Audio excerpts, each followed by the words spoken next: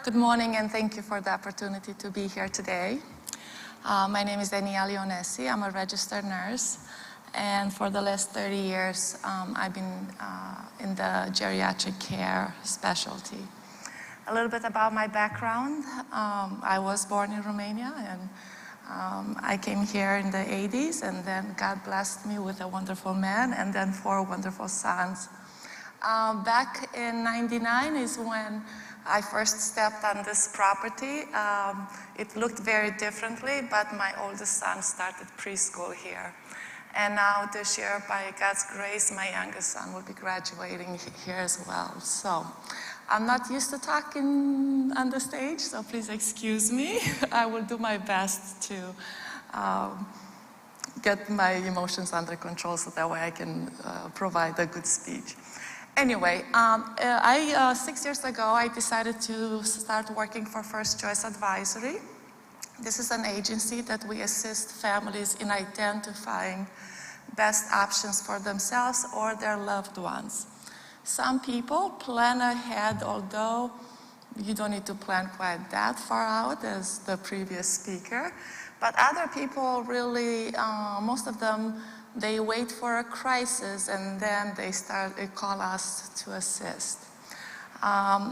So as far as First Choice, they've been around for 32 years or so.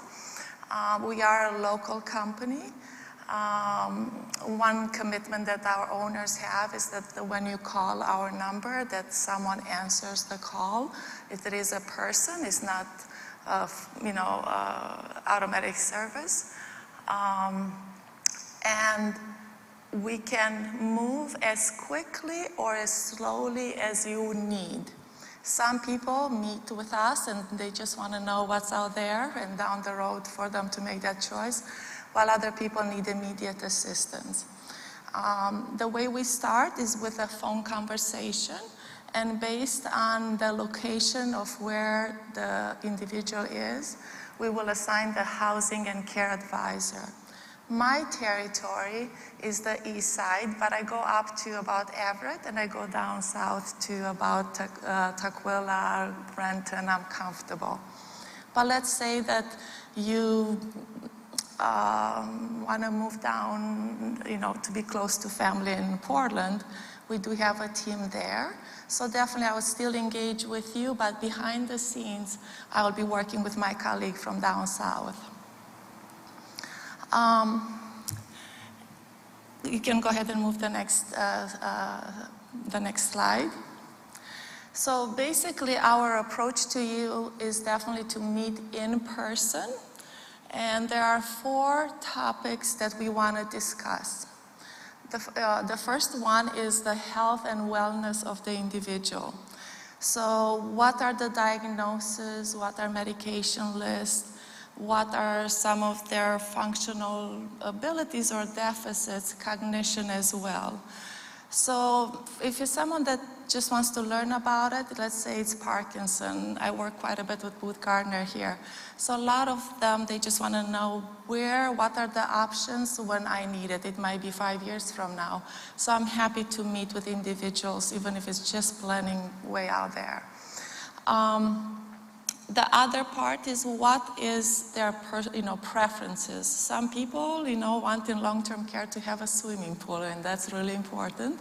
Other people trail to walk, while other people look at the memory care and faith being part of it as important. So definitely, what are preferences, likes and dislikes, what's important to you and to the individual.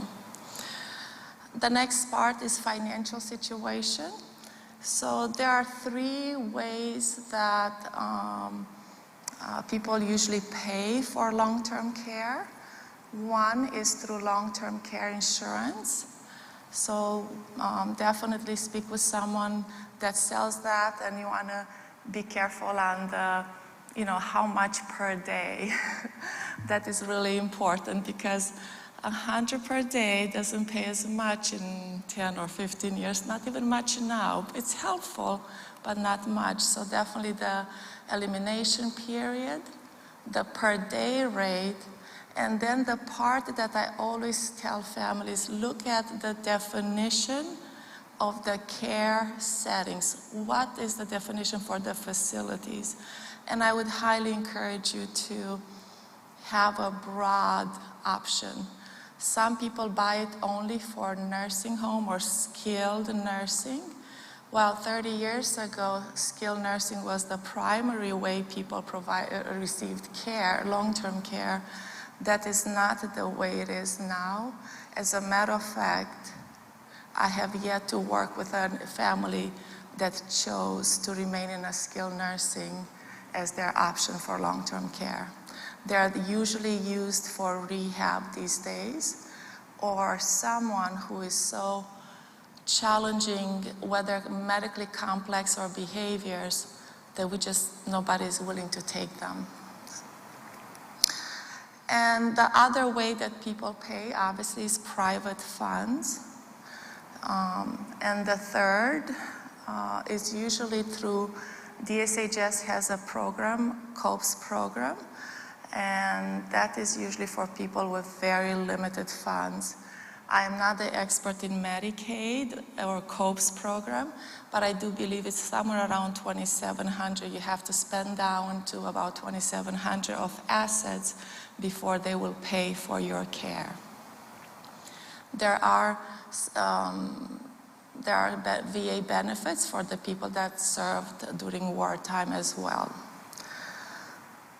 And the fourth topic I wanted to learn about the individual when I meet with that family is the geographical area of interest. So definitely what cities and that they're most interested in. After I learn about the individual, then I like to present long-term care options. So I like to go from in-home care all the way to adult family homes and memory care. Some people, so then I explain to the individual what each one has, what are their strengths and what are the weaknesses of each setting. And I always start with there's no perfect place.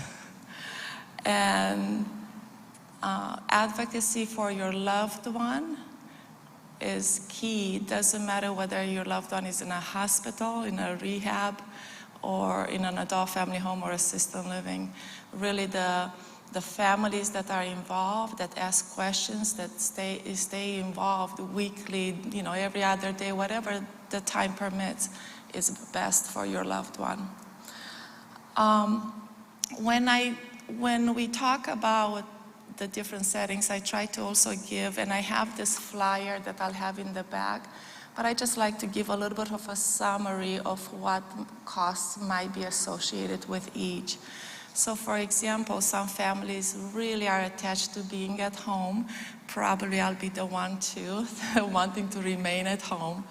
And while that option psychologically and in many ways is so wonderful, the truth is in-home caregiving is the most expensive form of caregiving.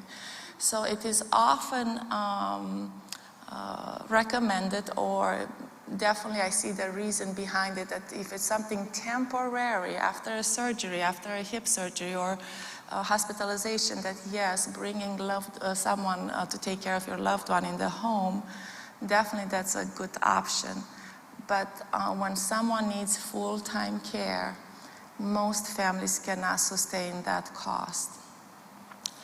Most of the in-home care agencies are somewhere between 40 to 50, 55 per hour. When there's somebody live-in, they do a little bit of discount. Then the next option is something like a CCRC, Continuum Care Communities. And those communities, they really like you to come in when you're healthy, when you have a lot of money, and hope to remain there throughout life. So whether you're independent living and, let's say in 10 years you might need assisted living or memory care, you'll be able to remain there. Those CCRCs, they do have a huge buy-in. So it's not just hundreds of thousands. Some of them definitely are above, over the $1 million buy-in.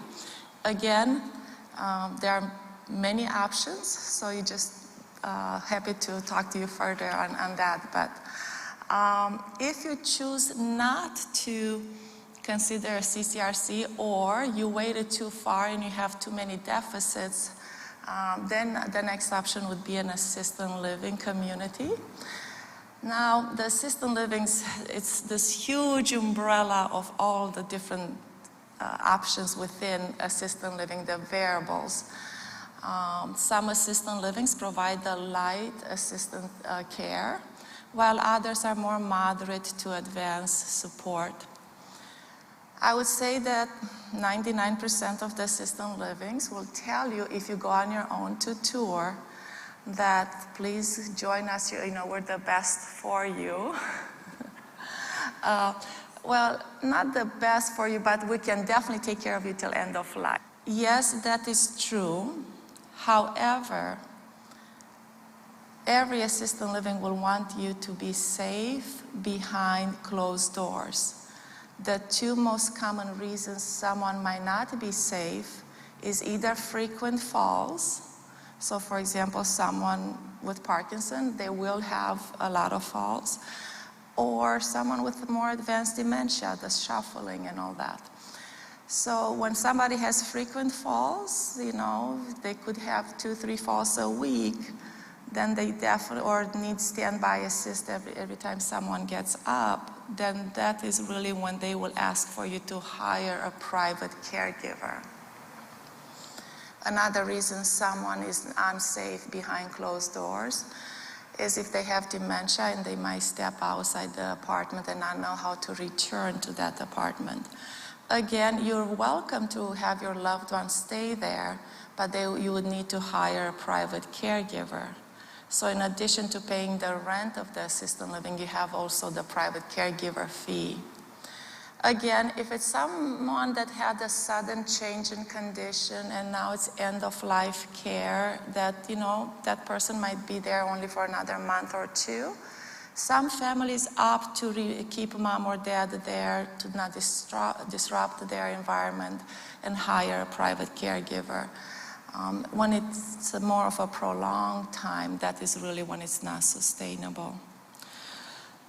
Then there are some assisted livings that are very standalone, and all they do is memory care. And so memory care is definitely nice to have the space to pace, the space to, music therapy and all that, it's really nice. At the same time, I like to tell families that there are a couple companies here in our area that very much advertise memory care, and I often refer there. But I like to refer with the two statement of disclosure. One is most light to moderate memory deficit patients do well. When someone is in advanced stages of dementia, that means that they need total care, likely feeding assistance, lots of eyes on. Many of our clients, people that I work with, they call me back and say, Danielle, I think the benefits of a bigger place, mom, no longer can have the benefit of those bigger facilities or the amenities of the bigger facility. So that's when they choose to downsize to a smaller setting. Another reason that families call me to move their loved ones out of a larger assisted living or memory care is due to their cost. Most quality or average or above average in quality of assisted livings do not have a state contract with Medicaid COPS program. There are very few assisted livings that have that contract, and those tend to be, at best, average in quality. So again, depending on the finances of the individual, they might decide to go to an adult family home because of finances. The adult family homes, they are retrofitted regular homes that meet the state qualifications to take care of elderly. So a lot of the patients that you would find in a nursing home 30, 40 years ago, now you would find them in an adult family home. Most of the residents there are moderate to advanced dementia or advanced Parkinson's, stroke patients, and so forth. Very few choose to move out of their own home to go directly to an adult family home. And I often don't suggest that because it is psychologically, it can be fairly depressing when you have advanced deficits, other residents with advanced deficits, and yet you're still able to enjoy certain things. So the strength of adult family homes is the care delivery. They usually have 2 caregivers to 6 residents, and there's the best staffing in long-term care besides one-on-one. And then the other part is the fall prevention protocol. The response time is almost immediate when somebody needs to be a standby assist every time they stand up, and the motion sensor alarms and so forth that they have, for the most part, can prevent most falls. Again, there is no risk-free environment, but unless you have a one-on-one that stays with you all the time, then this is the most when it comes to fall prevention. Another strength of adult family homes is their Medicaid contract. Most of quality adult family homes, they do have a Medicaid contract. Very few do not. However, most adult family homes do want to have 2 to 3 years of private pay before switching to Medicaid. So that's another thing to keep in mind. When I talk with family, I say, maybe assisted living is really the best option going forward. But then when money, when you start spending down the money, you want to reserve at least a couple of years of private funds before you need to move to an adult family home because of funding. The adult family homes that take Medicaid from day one have more limitations than the ones that do private pay after 3 years. As with everything else in life, money dictates where we go, what we eat and shop and so forth. So same thing in long-term care. So definitely the things that I listed over here on the sheet that I'll have in the back is really based on medical needs, mobility concern, cognitive ability, meal preferences, socializations. All those are part of our discussion in trying to figure out what is best going forward. I tell families that I work with that I promise 2 things, that I'll be very transparent with everything that I know, and I will never tell you should do this or that. I don't pretend to be the expert. No, let me rewind. I don't pretend to believe that I know what's best for you or your loved one. I am here to tell you, here is all that I know about long-term care. Here are the different settings. Here are the pros and cons of different settings, and help you achieve that goal for your loved one or the outcome that you wish. I also tell families that long after you moved, I'm happy to pick up the call with any questions, concerns you might have, even if it's just brainstorming with me down the road, if it's a fall issue. Or something like, Danielle, my mom is at this assisted living or adult family home, and this is what they're saying. Is that typical? Is that, standard of care? Happy to be a resource in the community rather than just a quick placement agency. There are many placement agencies. There are some that advertise a lot of on TV. I think my faith is first and foremost how I like to practice and treating others the way I want to be treated with, so much unknown information, and the same way I would like my mom to be treated. So anyway, that's kind of all that I have to say. Let's see, what did I have? Oh, yes, how do we get paid? Thank you for the slide there. We are a free service to the families. We do get paid by the referrals we make. We are contracted with just about everybody in the community. So retirement communities and assisted livings, they like to pay us because of the statistic there, that when I bring somebody in a building, they know that I did the vetting, that yes, they can pay for their services, but also that they're appropriate. So for example, if it's a light assisted living, we would now want to bring in someone who has a dementia diagnosis. Or we wouldn't want to go to one of the communities that specializes in dementia care for someone who's alert and oriented. So that's the financial screening and the care. And then adult family homes, because they are smaller, and I think we have about 3,000 in the state, they don't really have the marketing person out there. So they try to do a good job and impress us so that we will refer back. So the way we like to do quality assurance in whether it's assisted living or adult family homes, one is what has been our experience in the past there. So we have a database with everybody and internal notes for us as advisors. But we also like to look at state inspections, and not only for us to look at it, but when I email a family with possible options, then there is a link over there that you directly can read that DSHS survey or in state inspection. And happy to discuss that with you. Some of those sound really terrible, and they are terrible, while others sound terrible, but it's really just an oversight on some paper.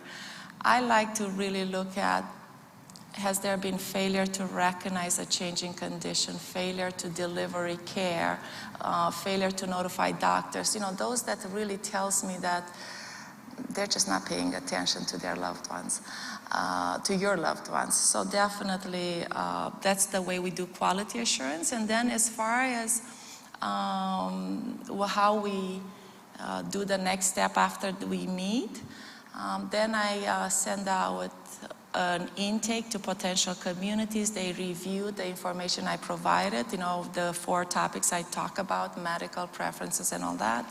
And then we arrange for tours.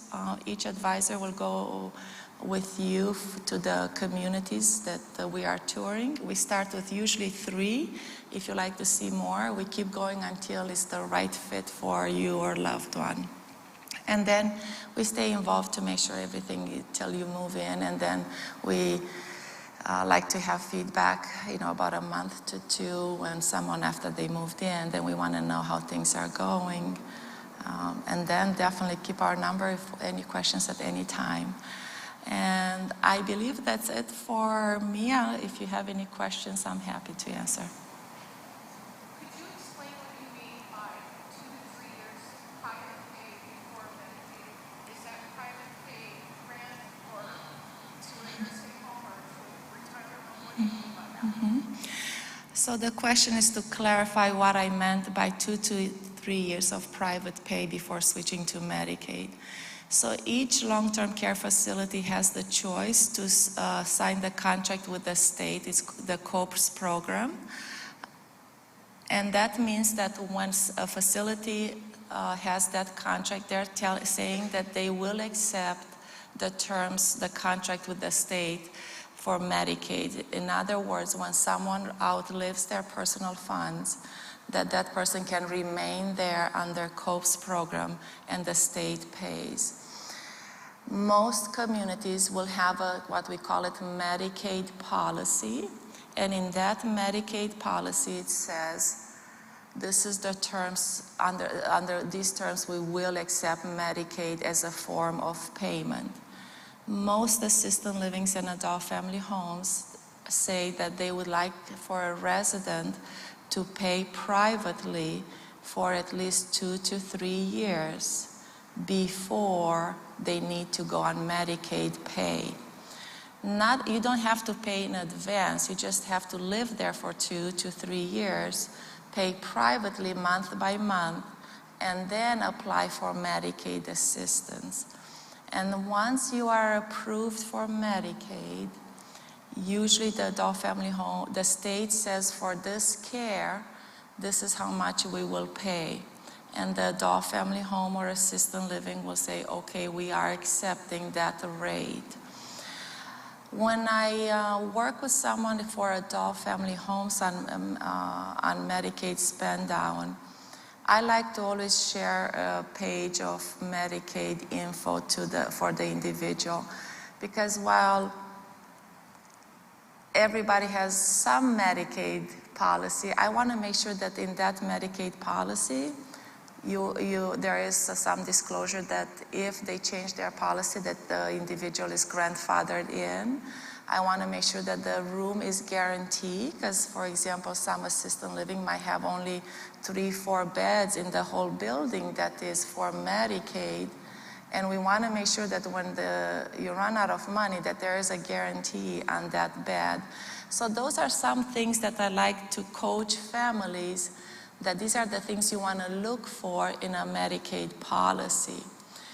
I'm not an attorney, so my boss will never let me review contracts and policies, but I like to tell things that you can look for.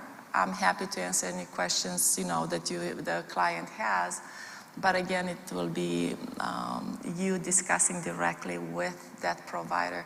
In adult family homes, we have a little bit, because most owners are just single, just a gentleman or a couple that might work, open an adult family home. So it's easy to negotiate terms. In assisted living, usually you don't, because it's a bigger corporations. Again, my boss doesn't let me negotiate terms. However, I can always come to an adult family home and say, my client can only do this. Are you comfortable, or can you meet us there? So that's really, for example, an adult family home might request 3 years of private pay, and my client might only have 24 months, and I'll go in and say, hey, listen, they can pay it $10,000 a month, but only for 24 months. Can you adjust your Medicaid policy? So definitely, at the moment, I would say most adult family homes charge somewhere between $8,000 to $12,000 per month, depending on care. There are few that go a little bit higher, but most of them are somewhere there. When it comes to assisted livings, it really depends on the apartment size. So in assisted living, their charge fee schedule is different. An adult family home has it all inclusive, while in assisted living, there are 3 components to how they charge. One is the community fee. That's a one-time entrance fee. Second is the rent of the apartment. And so the size of the apartment, the view, and the location, how close to the elevator, dictates the rate of that monthly rent. And then the third thing in assisted livings you'll see is the care cost. Most have like a point system, and depending how much you need and how much you get charged. So definitely a little different setup, and those are the things that I would talk in person, a lot more details, and try to figure out what might work for the individual. Any other questions? Yes.